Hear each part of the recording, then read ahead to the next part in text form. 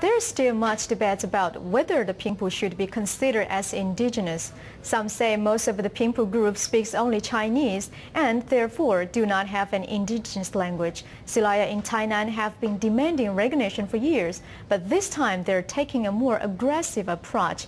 The group has prepared documents to show the island's other 490,000 indigenous and others that they are indigenous and that their identity cannot be erased from history.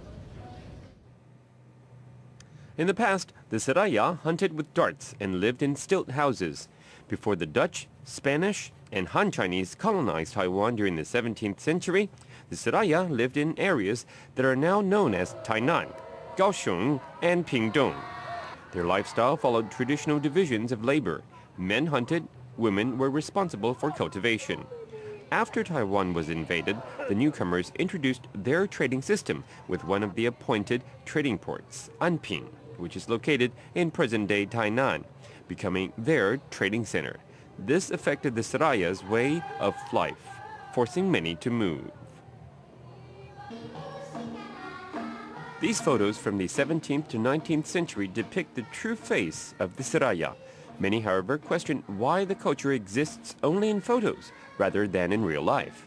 For a start, when Christians first came to Taiwan, Dutch preachers translated the Gospel of Matthew into Siraya.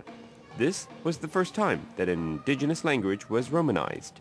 Several Pingpu groups also used Romanized scripts on land trading documents, now known as the Sinkan manuscripts. Later, generations of Siraya tried to revive their language by using the Romanized Siraya in the Gospel of Matthew.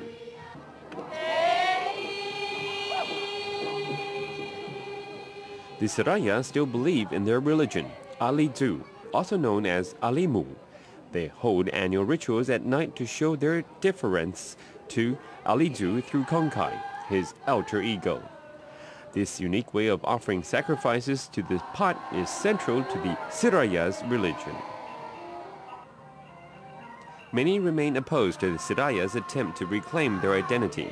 The Siraya, however, say history cannot be erased.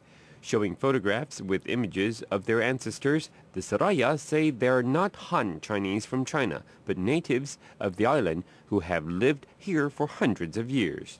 The Siraya said that during colonial rule, they were forced to fit into Han Chinese society to make a living. Because of this, they have lost their culture and language. Now, however, hundreds of years later, they are breaking the silence and standing up for their indigenous identity.